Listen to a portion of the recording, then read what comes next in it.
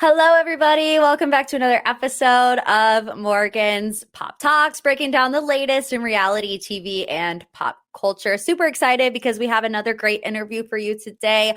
Bachelor Nation's Andrew Spencer. I've been calling him a ray of sunshine. I said it to my producer. I said it to him during our interview because he just is. He has such a good spirit and he's so funny. I can't wait for you to hear all about it. We're going to do the pop three, but first, just a little housekeeping. I want to tell you that I'm doing a soft launch of a newsletter. So if you go to morganptalks.com and you're thinking to yourself, Morgan, you give so many pop culture updates. I can't keep up. I don't want to miss a podcast episode. I don't want to miss a Patreon episode. If you go to morganptalks.com and you enter in your email address, I'm going to send you a weekly email with everything that you might have missed that week. That includes links to the podcast, links to the Patreon, and not to mention, if you sign up for the newsletter, you might get some special gifts coming soon. But like I said, this is a soft launch. It's just something that I started doing. That way, you never miss out on anything that's going on, but I promise I won't spam you. I'm not going to be emailing you every day. So if you want to support, and it's free. Yeah, it doesn't cost you anything. So if you want to support me in my entrepreneurial, is that how you say it? I should probably learn how to say it. Journey, as a single female-owned business, sign up for the newsletter, morganptalks.com. Of course, the Bachelor Brain Dump is happening on Friday, which brings us to our first headline in this week's Pop 3. Kat from The Bachelor is speaking out about the kiss mishap between her and Zach.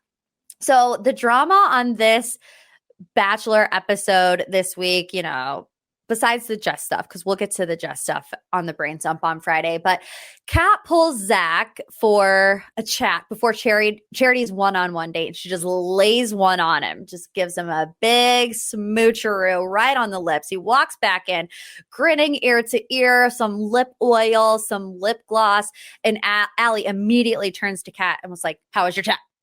Everybody knew. Gabby was like, "I see the oil particles on his lips. I see the rosy cheeks." Everybody knew what had just went down. Inspector Gadget's like on the job. Well, Kat addressed this, Catherine, on her Twitter, but actually deleted the tweet last time I checked. So what she said after this episode was, "What wasn't shown last night were my apologies and accountability the moment I could. Unless you have been immersed in this experience, you cannot understand what comes with trying to manage the delicate balance between your friendships and your relationship. I mean, you spend more time in the house with these ladies than your potential future husband. So yes, while you are pursuing your romantic journey, I think you also have to take into consideration the mental health aspects that you're leaving for yourself, right? You do something like this, you're not going to create the best environment for yourself to be in." So at that moment when Kat kissed Zach, I was like, okay, I don't really think it's that big of a deal. I get why the other women were so annoyed, and I would totally be annoyed if I were in their shoes. But like, the show is annoying.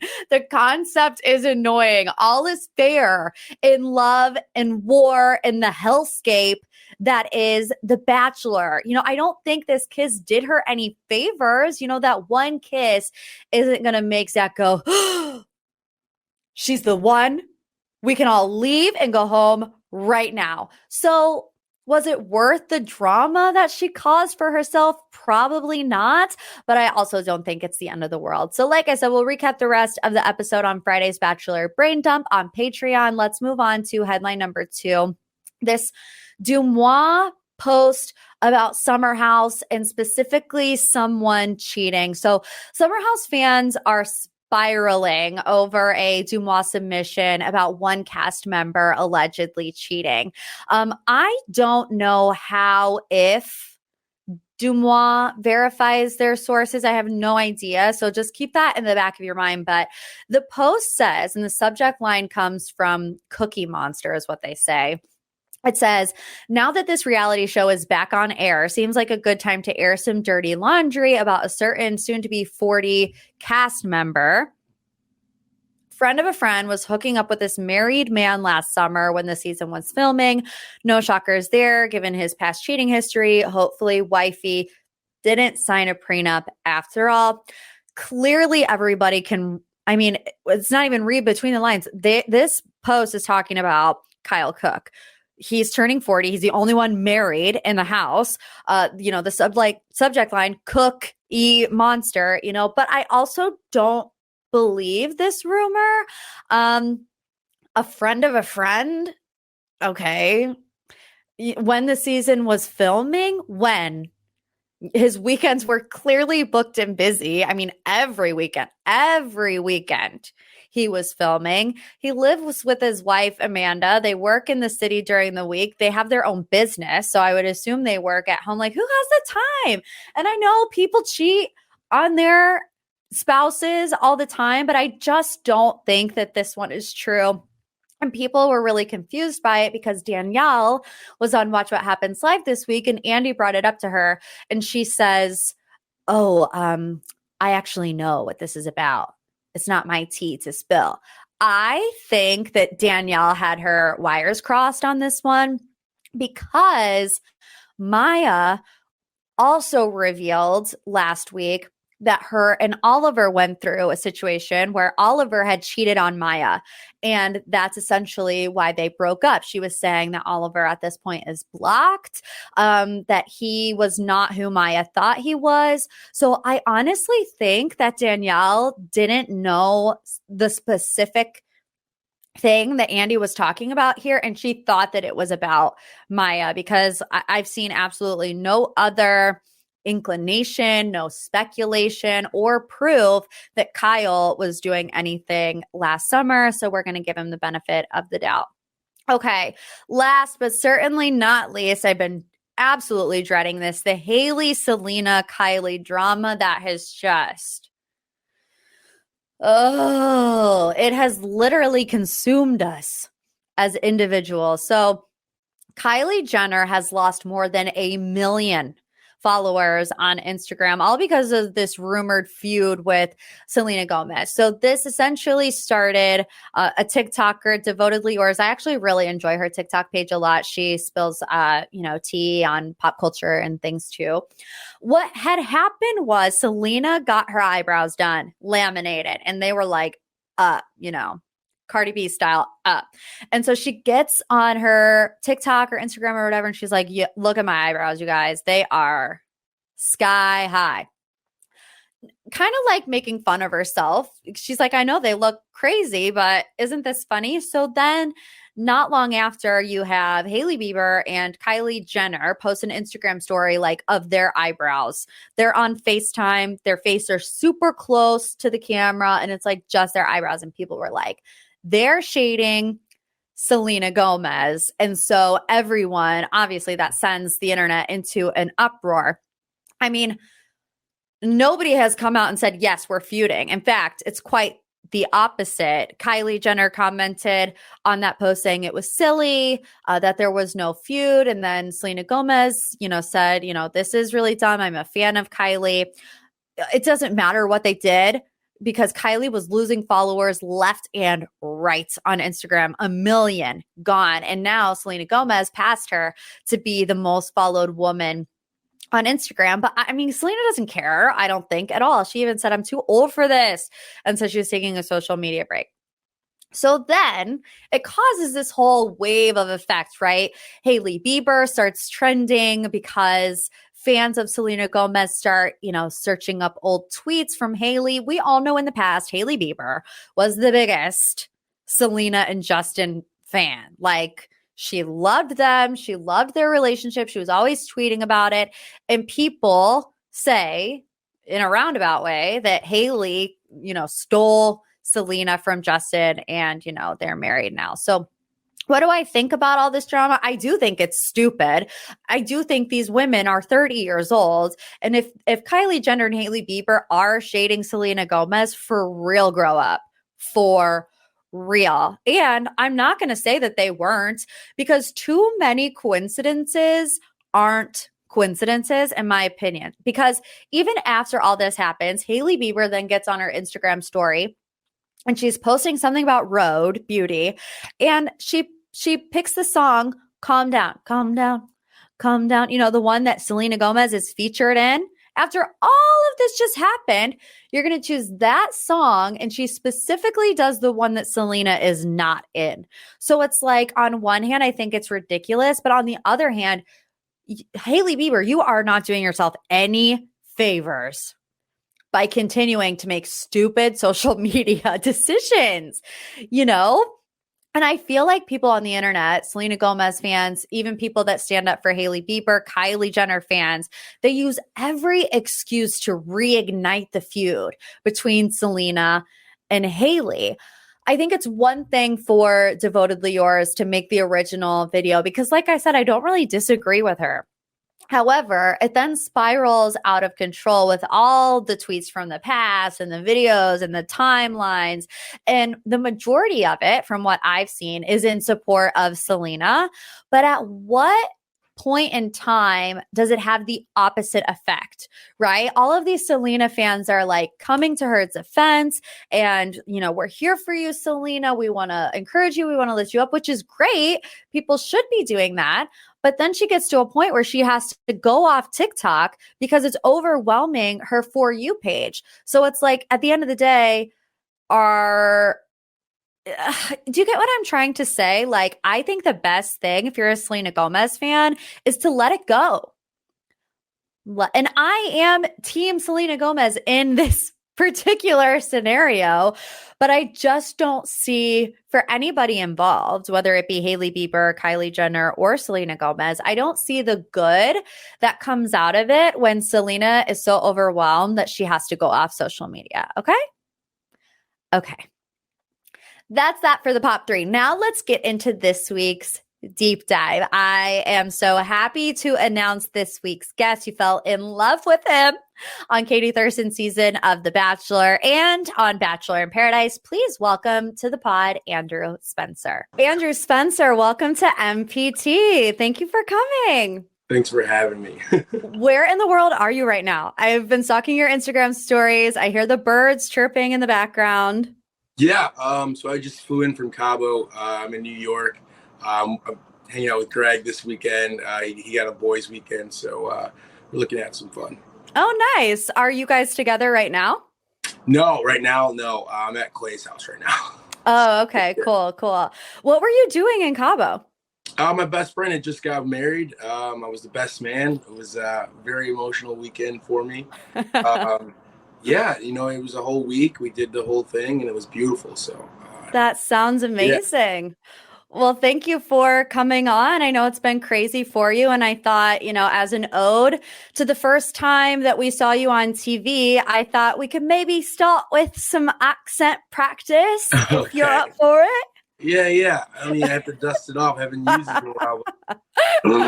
I'm sure I can find it. No, you don't have to. Basically, what I'm going to do today is kind of just go over the biggest moments that we saw with you on the show and then catch up with what you're doing now, because I'm sure life has changed a lot for you since being on the beaches of paradise. But I want to start at The Bachelorette, which was forever ago. So yeah. I know that you might have some hard time remembering it, but we'll just talk about this briefly because I think you had one of the most romantic grand gestures of that season when you wrote the little note, if you change your mind, ...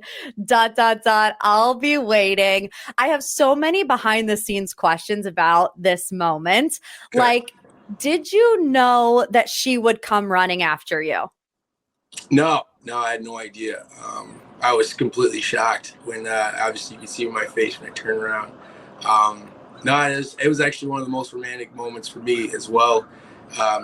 Seeing it happen back again and then living it in real time. Definitely probably my favorite moment on the show. I think that was just, I don't know, it gave you like exactly what you look for in a love story sometimes. And I'm a big rom-com fan, and it gave me the whole chase scene. So it was cool. That moment could definitely be plugged into a Lifetime movie somewhere, and it definitely would be the rom-com moment. But I know you're mic'd up in that moment. And I'm sorry, I watched it back the other day and I felt like you were walking slowly. I was like, what did production tell you? I was literally, there was no pace to it. That's just how I was walking. That's just how I felt to walk at that point. It made it more dramatic though, which is great. Yeah. I thought I was moving pretty good. I know there's things that they don't want us to walk too fast so they can like catch, you walking out. I had no idea. Trust me, like none of that was planned.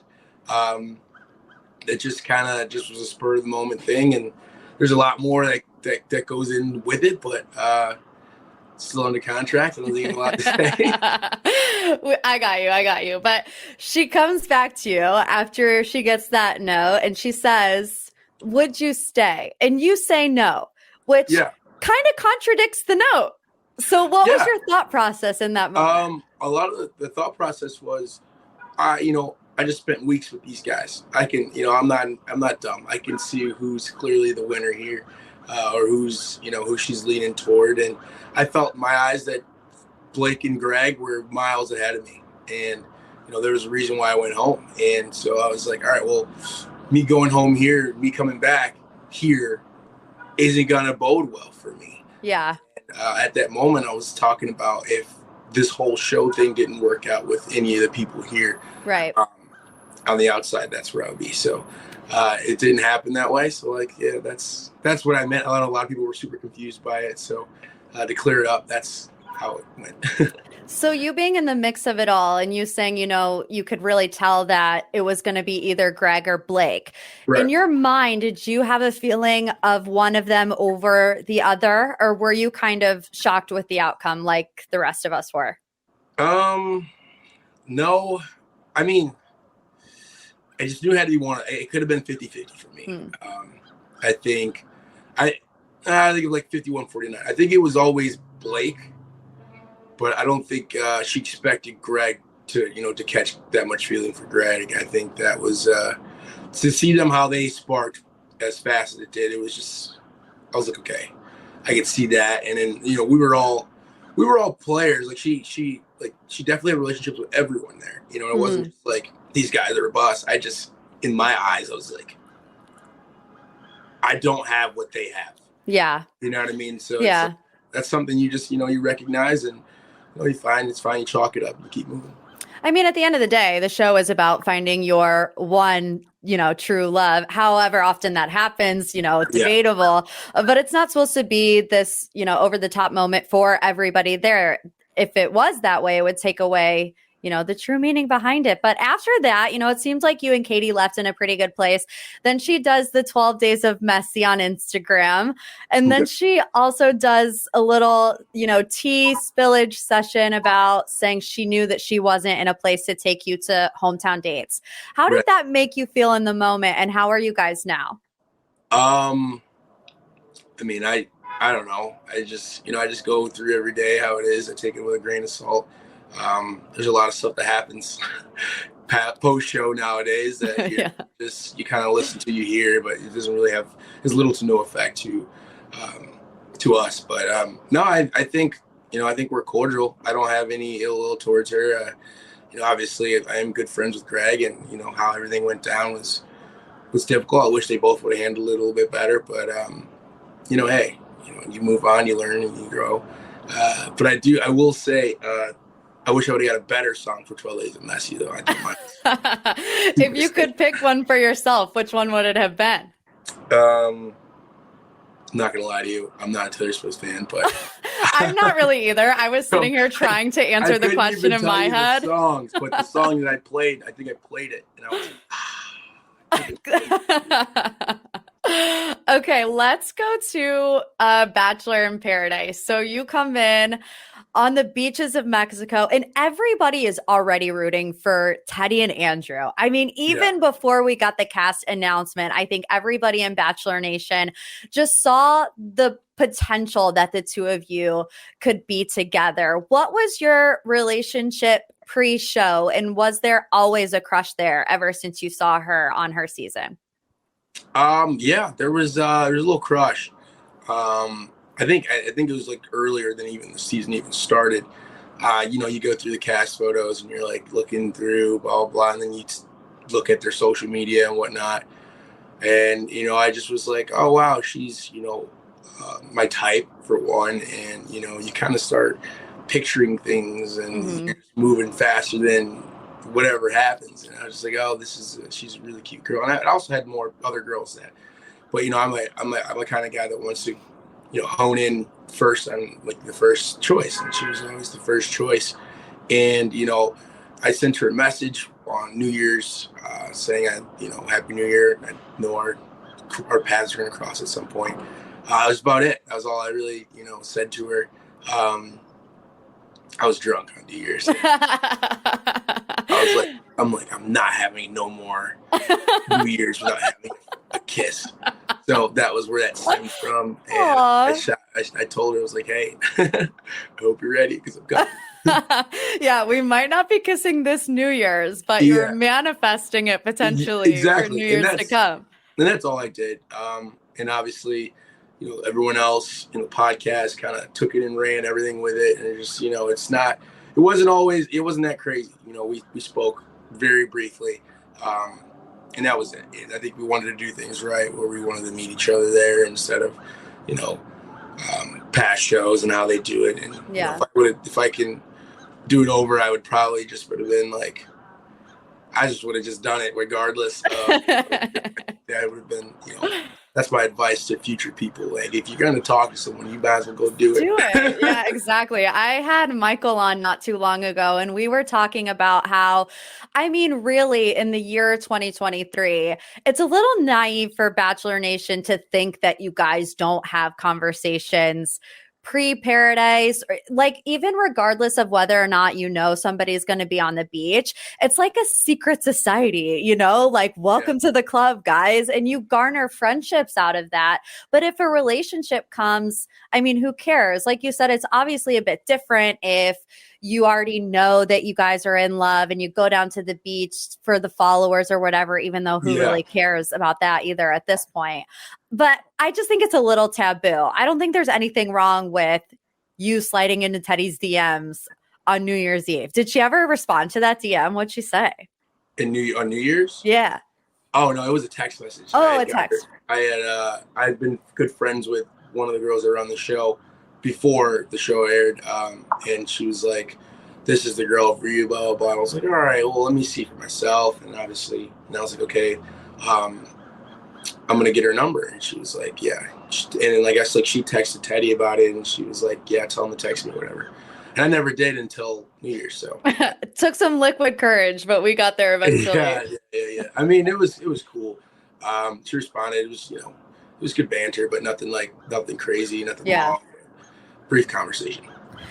When she comes and asks you to, you know, go over to the day bed, did you know what was about to happen? Did you have a feeling deep down that it was about to come to an end for you too? I don't know. I knew we never hit our stride. And I knew it was going to be a tough conversation, and her eyes were red. So look, she was like crying a little bit. So I was like, all right, well, you know, this is going to be a tough conversation. Yeah. And, you know, I was kind of braced for it. And when it happened, you know, I was very calm and collected. I just, you know, I was like, all right, swallow this. You ain't crying here. You know, it's only been a couple of days, 5 days here. So you're going to be okay.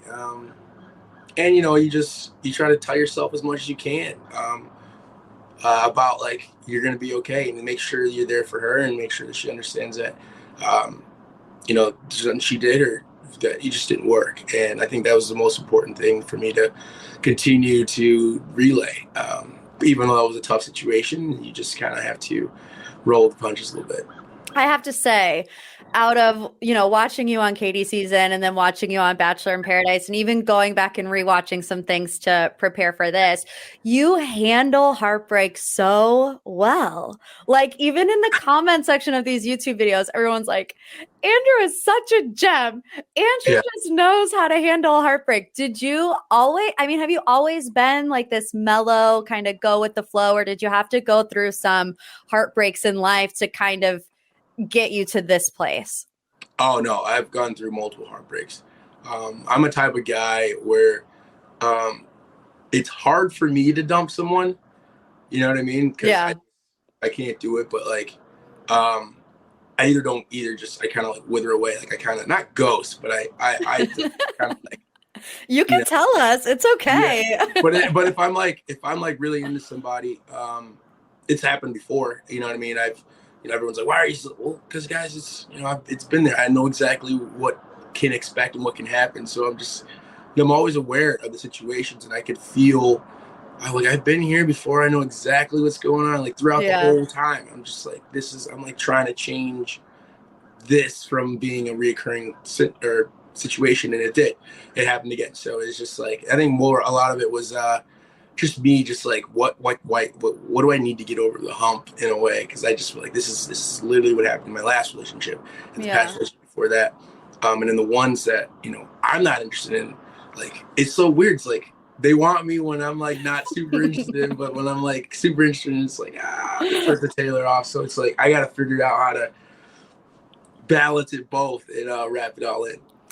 On the beach, did you ever get to a place where you thought, because of course we'll talk about Jasenia and Nancy here in a little bit, because it's exactly like you just described it. You then have two other women come in and be really interested in you, Yeah. and you just can't, you can't do it. At what point did you realize that the Teddy situation, that there wasn't any overcoming that on the beach, that you wouldn't be able to, pursue any other relationship? Is that a conversation that you started having in your head, multiple days prior? Or was it in that moment with NC where she's begging you to stay that you realize I gotta go? I think it was right after my date with NC. Cause I'm like, dude, NC's great. Like this would have been great. But something's like, I'm like just not really here right now. Yeah. I don't know what to say or what to do. And I think I had a conversation with Michael A, and he was telling me about my pride and like, just let go of your ego a little bit. Cause I think that's what a lot of thing is. And just like, it didn't work out with you and Teddy or whatever.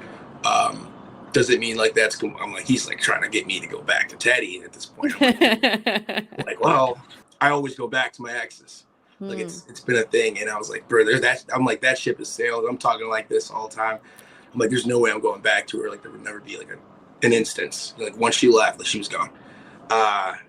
And he starts telling me about having Grace, and he talks about having like his former relationship with his wife, how something had arrived, and he had to eat his pride, and he gave him like the best life of his, that he could ask for. So I'm like, hey, Mike, here we go. And then at that moment, I was just like, you know what? Maybe it was the environment. Maybe,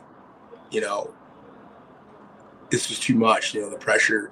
Maybe if we were in a different situation, I think that's kind of what's going through my head. And it didn't happen until NC's date. And I thought me and NC had a great date. I think had NC come down earlier, that would have been a whole different thing. Yeah. It would have been so different, because I might have been just as interested as her as I was in with Teddy. And I think that could have swung things a little bit differently for us. Have you talked to either Teddy or NC since Paradise? Yeah, well, me and NC are like we'll slide up on stories, and we'll banter a little bit. We're good friends. I think Teddy's is in a relationship right now, so I'm not gonna try to conversate with her. Yeah. We did have a conversation briefly after the show, but that was about it. And I just said, like, I think we're cool, we're cordial. Like there's no ill will towards each other. It's just something that just didn't work, and that's okay. I think you don't need to be standoffish or a jerk to each other. I think we had a lot of fun on the show. It probably didn't seem we laughed a lot. So I think we're good friends. I don't think anything of it. NC and I, like I said, we talk a lot. We've hung out after the reunion show. Like we're good friends. I just she knows what the situation and how it happened, and I just want to make sure she knows that she's okay. Like there was nothing weird about the whole thing, and everyone blew out of proportion. Like we were super drunk that night. Like it was just a weird night. Okay, I have to ask though, with NC, did she really say your name 872 times before letting you leave? Or was that a bit of like production, maybe looping, Andrew? No, that was real. That was real. But I mean, hey, like I said, she was highly under the influence. We all were. Like it was late that night. It was like 5 a.m. and I've already had like 13 white wines. We're on a dance floor. Like this is the best time in paradise. That was the best day ever. I think we should do more group activities like that because we all were on like emotional high. So for it to like go sour was so disappointing because this was such a great time, and now it's like a little damper on on my like paradise experience because like that was literally the best day I've had when I was there. And for you to leave that night too, it's like probably one of the last things that you were expecting. Like you didn't go into that group activity thinking in 3 hours I'm leaving. No, I wanted to leave at the rose ceremony. I wanted to be able to talk to NC and I guess Justinian again to kind of let them know like where I was at and with everything. And I think leaving at night, I don't like doing things wrong. Like you either go home at a rose ceremony because that's how it's supposed to go. I'm not supposed to early exiting. Like that's just not how it goes. And I was very disappointed in how that happened.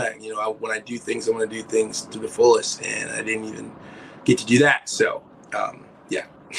I have to imagine that like leaving romantic connections is hard, but I feel like in that environment, leaving your friends would almost be harder. Did you feel that when you were getting ready to leave? They're like, well, what about, Michael and Justin and all my other friends that are here? Were you able to properly say goodbye to them?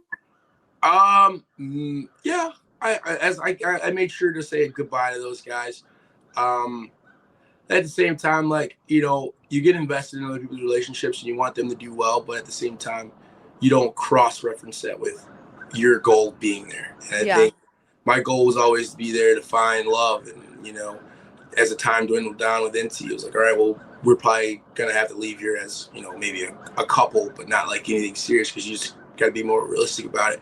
And I think that's kind of how I maneuvered everything, was just kind of seeing where I was at and how this could actually be correlated to the real world and how real we can get.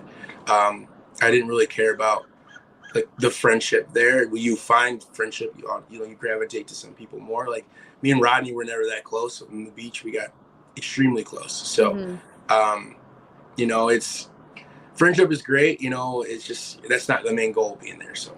And I mean, you guys hang out all the time. Like, let's be honest. Exactly. You guys are always together. It's not like I won't see them next week or something like that. Yeah. So although you didn't walk away with love, two of your very good friends did, Greg and Victoria. And I mean, I would just not be doing my job if I didn't ask about this. What was your relationship like with Johnny on the beach? Did you guys become friends there? Oh, yeah. I'm good friends with Johnny.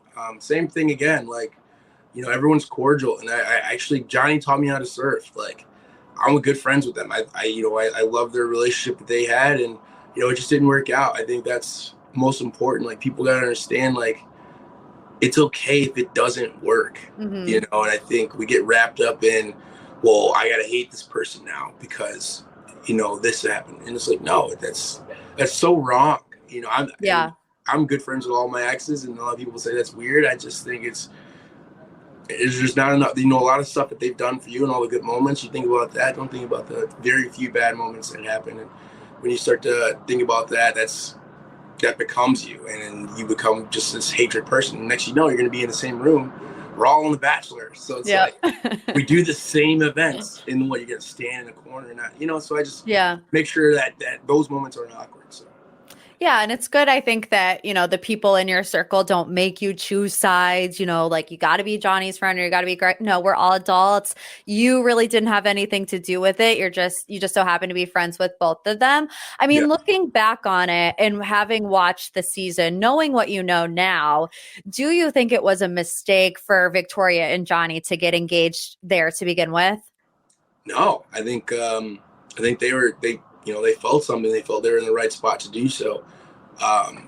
Like I said, it had nothing to do with Greg. I think it was their relationship. It just didn't work, and you might hear a lot of the stuff that would happen in their relationship, not our business, but at the same time, like, that is not conducive to a really good relationship. So, I think that's where you need to start looking at first before starting to involve other people, other parties.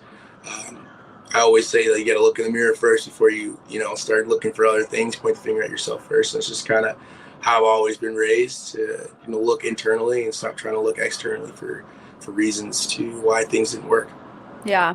So obviously we know you and Greg are very good friends. Whenever he and Victoria realized that there was a romantic connection between the two of them, did he confide in you about that? I mean, what were your guys' conversations like during that phase of their relationship? Well, I always knew, I knew everything. I know everything between him and whatever he has in his love life. He calls me every day at 10 a.m. So like a staff meeting, literally every day, 10 a.m. Every day, and I'm in Chicago, so he's East Coast, so it's like an hour early. So 9 a.m. I'm like, bro, let me sleep. So he tells me everything, and I think the one thing that I just told him, I was like, make sure everything's done with her and Johnny before you even try to put anything into this. You know what I mean? But they were always good friends. That's the thing. We met her like at least twice, and nothing came about. We were just, they were just very good friends, and we would laugh, we would all hang out. And I think that in this situation, once he said, he's like, man, I like her, and I was like, all right, well, good for you. Make sure that everything is, clear before. I even told him, like, maybe even wait till after, the show's over. And everyone had already known that they had broken up. And I think he texted me, he was like, I want to go on a date with her. I was like, bro, the show's not over yet. I don't think anyone knows how it goes down. And I think it was like the last week. And then I saw Victoria at AFR for, what do you call it? For Rachel and Gabby's, and I saw her with Johnny, and the dragon thing didn't happen yet. And I was just like, okay, well, you guys are still doing well, and you're like, yeah, we're working it out. I don't know how far in, and then I heard a little bit more about their relationship after the and then I really started to put together like where they were at, and then once Greg asked me that he was going to go on a date with Victoria a couple weeks later, and he was just like, I was like, well, I heard. It checks out. I think you're good. I had to do my own research before I could let him even flirt with the idea. So that's how it all happened. Yeah, you were looking out for his well-being. Always. We always got each other's back, and I want to make sure he makes the smartest decisions. He always does that with me as well. I love that. I even went back and looked at your bio on the ABC website when you were on Katie's season. And I thought this was like a weird full circle moment, because this is one of the fun facts about you on the homepage. It says Andrew S. loves to nerd out over ancient Rome and says that seeing the Colosseum in person was a dream come true. So I had to ask if you were in Greg and Victoria's ear when they chose to go incognito to Rome. No, I was not. Actually, I just was like, bro, just make sure you wear a wig. And I think he didn't wear a wig that day. And I'm like, bro, you have the most distinct look. He does. And then when there were pictures starting to come out, and I was like, bro, look at your legs, dude. Everyone's gonna know that's your legs, bro. Yeah, so it was really funny. You, Andrew, just so quickly became a fan favorite. Your spirit, your sense of humor, like I said, the way you handled conflict. We hear a lot from contestants, that the pressure of the show can be a lot on you. How have you been able to maintain who you are, the spirit of Andrew, under all these high pressure situations that are played out on national television, where Bachelor Nation sometimes it can be hard to deal with everybody's opinion? How do you stay grounded in yourself? I've never changed who I am. I think a lot of people on the show have, not have these. It's almost like I would always use football as it was like a teaching point for me. So football, you have to go through the same things, and I have succeeded very well in football. So I've already known like what comes with all the other stuff, you know what I mean? Maybe expectation and meeting people, or, you know, different following of, you know, people loving you, people hating you. So I think I've always been, you know, used to that stuff, and I've been, you know, taught how to handle those situations. So I think a lot of it doesn't really affect me, and I've just never changed. I've been the same since I was like 10. I think my core values have always been the same, and I think just being able to be a light to some people is all I really care about. You know, a lot of people, they don't like me, and a lot of people do like me, and, you know, that's fine. You know, at the end of the day, I got to go home to me. You know what I mean? They're not all sleeping in my bed, you know? So it's like, I have to deal with my own thoughts, and I have to deal with my own things. Obviously, not every moment's perfect for you at home, and you don't feel the best all the time about yourself, but, you know, you just keep trucking along, and you're going to be all right. I think you survive, you know, 100% of your worst days if you just keep waking up. So that's all I have to do, is never, you know, never too high, never too low, and just stay even keel and stay balanced with this, you know, because there can be some really high moments with all this fame or whatever you want to call it, and there could be some really low moments, and I think it's important to not tilt either side, and it's hard, especially the high moments. You want to marinate and you want to roll in it as much as possible, but you just got to bring yourself down. You got to be humble, and I've always been humble. You know, I'm confident. Don't get that wrong. I'm confident, but I always try to remain humble. I love that. Andrew, when they announced Gabby and Rachel as a joint bachelorette, I know a lot of people had this theory, but I'm just going to say I think I had it first. You and Greg should have done a joint bachelor season. It would have been the best thing we've ever seen. Was it ever even discussed with you guys? No. The only time we discussed being a bachelor was right after Katie's season. So I think me and him went through interviews for that, and they decided another way. But other than that, no, nothing. You know, I would just feel bad if I did a joint bachelor, because, you know, he'd probably have like 3 girls compared to like 20. And it'd just be embarrassing. They would all pick you. What can you say? Pick me. Come on. No, I'm just kidding. No, I think it would have been fun. I think it would have been great. I think we would have enjoyed that. Okay, so what about a potential joint bachelor season with you and Justin? Would you do that? Yeah, I'd definitely be down to that. It just depends on, you know, where we're at relationship wise, and in our own time. I just don't think I think we're out of the loop. I think we're now. I'm out of the loop now. Never. I just enjoy watching the new people come in and seeing how they handle everything, because it's a real fun ride.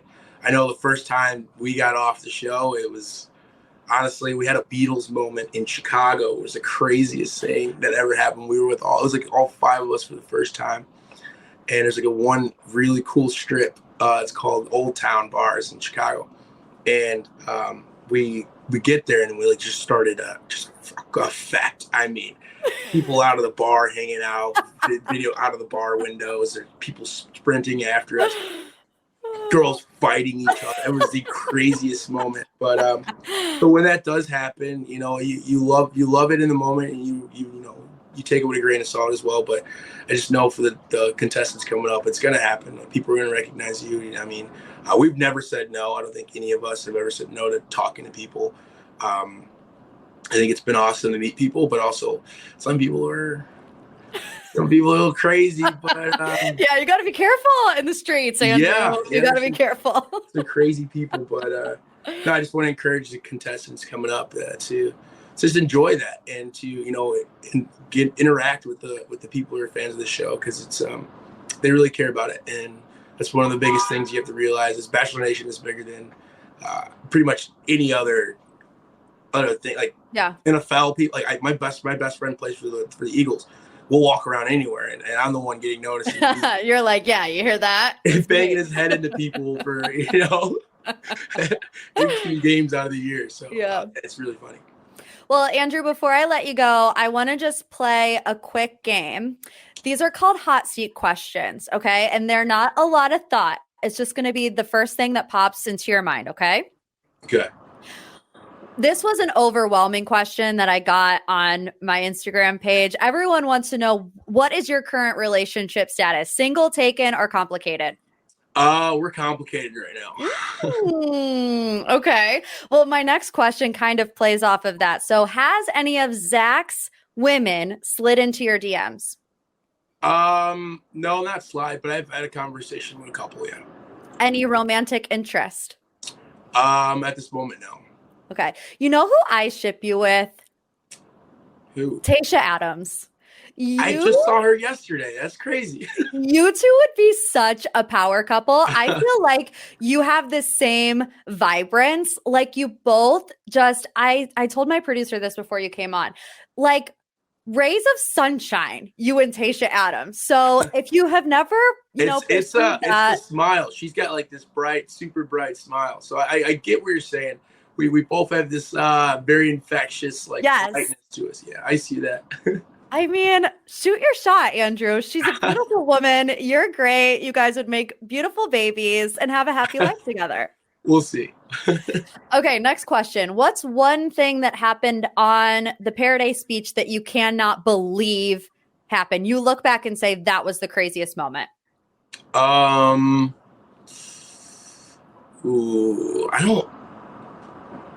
If anything, I would say the conversation with Jasenia. I can't believe that happened. That was super random.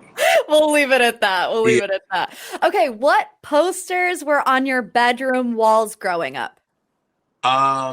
Vince Carter, he's a basketball player, and I think it was, I want to say like Harry Potter. I think it might have been Harry Potter, yeah. Interesting choices. Okay, last one, and I know this is going to be hard for you. What is the best romantic comedy of all time, according to Andrew Spencer? Weirdly, everyone was just talking about this. I'm going to have to go with. See, it's different. There's levels to things, right? Like I have a comfort rom-com movie that just like every time I watch it, just makes me feel good inside. Feel good love story, and that's Crazy Rich Asians. I think that's like one of my favorites. Great movie. And if it has to be like any rom-com that's my favorite, anything Adam Sandler's in. Like I think they're all the same. Like you just get super comedy and you get super romance, and it's not a favorite of a lot of people. But that one, just go with it. Wedding Singer, 51st Dates, yes. And Blended. You give me those movies, I can watch them all the time. Well, Andrew, thank you so much for spending some time. I know my MPT audience is going to love it. I hope you have a great time in New York City. I hope you run into Tayshia Adams, have a few drinks. I did yesterday. And fall in love. We got to get dinner. I was okay. I mean, hello. We're I was with Greg as well, so it wasn't just like a random just you and me to get dinner. No, you can leave Greg at home because we're shipping you with Tayshia. Okay. Thank you, Andrew. Good. Thanks for having me.